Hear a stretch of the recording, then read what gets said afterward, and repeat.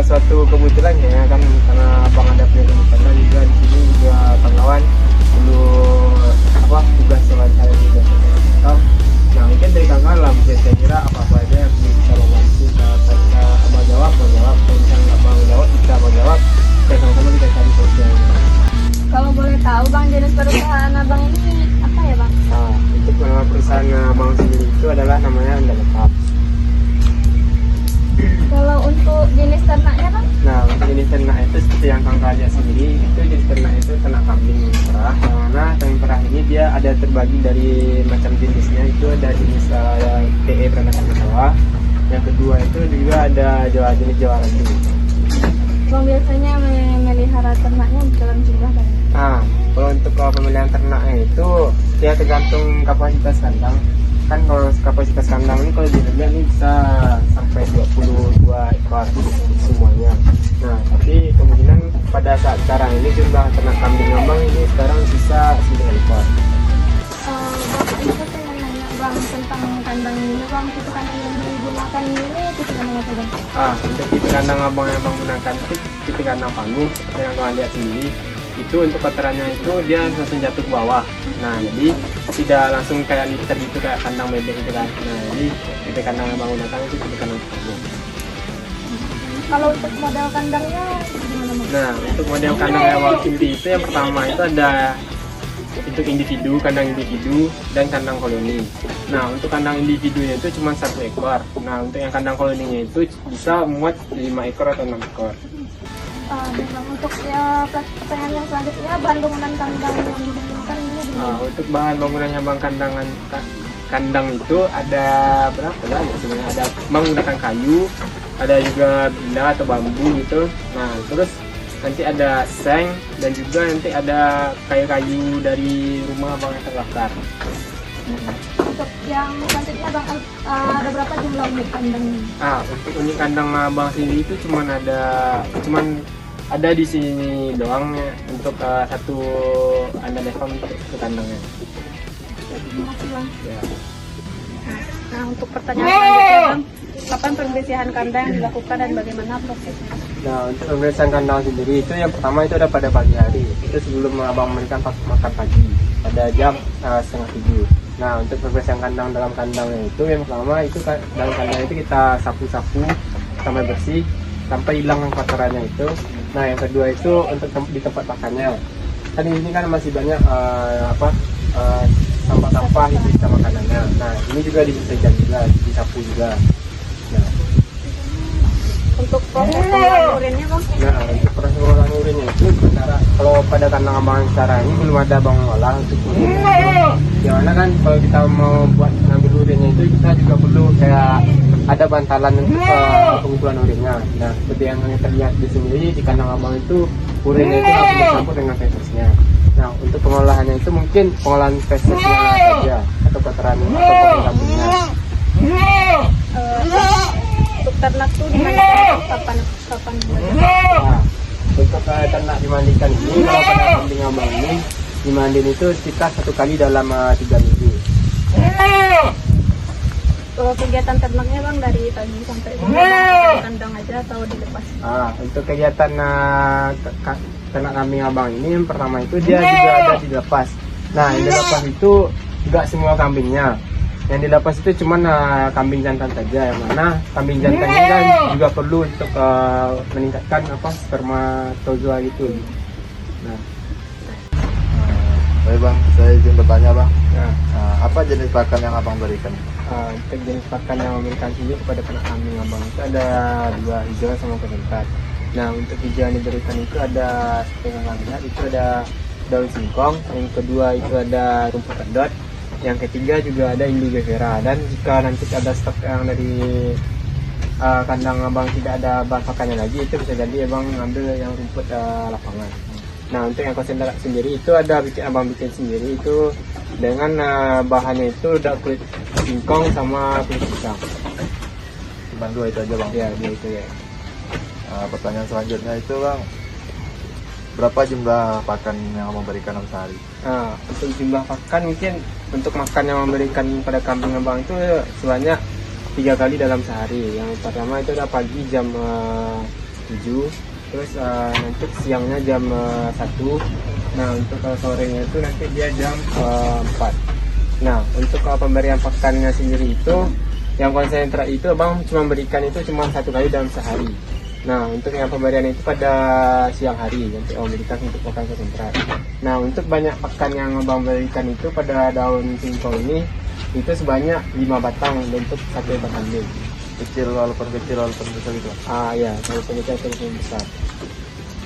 Nah, selanjutnya itu sumber pakannya ini abang dapatin dari mana yo? Nah, untuk sumber pakan yang abang dapatin ini, kalau untuk daun singkong ini, itu kan kebetulan juga orang tua abang dia juga toke ubi namanya. Dia yang ngambil ubi, jadi di situ abang nanti ambil daun singkongnya. Dan untuk rumput adat abang juga tanam sendiri, dan indigo vera juga tanam sendiri. Nah, seperti yang konsentrat itu abang cari di pasar-pasar gitu. Itu bisa. Mungkin itu aja bang yang saya tanya. Oke. Untuk pertanyaan selanjutnya bang, itu tentang pemasaran bang. Ya. Produk ternak abang ini biasanya dijual kemana bang? Nah, untuk produk ternak abang sendiri yang pertama itu ada dari kambingnya sendiri, ada susunya, dan juga ada fesesnya. Nah, untuk pada kambing sendiri ini, dia kadang-kadang ada orang-orang yang tahu ternak kambing abang kayak mau kurban, mau akikah, dia tuh nanti langsung datang ke kandang atau nanti bisa langsung kontak ke WA. Dan juga kawan-kawan bisa lihat juga pada IG Andale Farm. Nah, untuk susu sendiri itu cara pemasarannya itu ya melalui media sosial, dan juga orang-orang juga ada sering datang ke rumah untuk membeli susu kambingnya. Nah, untuk yang kotoran atau feses kambingnya sendiri itu nanti ada udah ada pengepul yang ngambil fesesnya sendiri, atau toke lah nama sebetulnya. Kalau untuk target utama pemasaran produk kambing apa nih kemana bang? Target pemasarannya itu kemana? Kalau target, dibilang target, mungkin targetnya itu yang pertama kalau untuk feses kambing ini targetnya untuk pastinya penggiat hobi tanaman hias. Nah, kalau untuk kambingnya sendiri itu targetnya itu orang yang mau akikah atau orang mau kurban. Nah, sedangkan untuk yang susu itu seperti yang kita tahu, susu kambing itu dia sangat efektif atau efisien dalam menyembuhkan atau mengobati penyakit asma bagi yang sakit. Dan juga susu kambing ini juga banyak gitu, bisa kalian searching juga. Oke bang. Izin bang, Ya.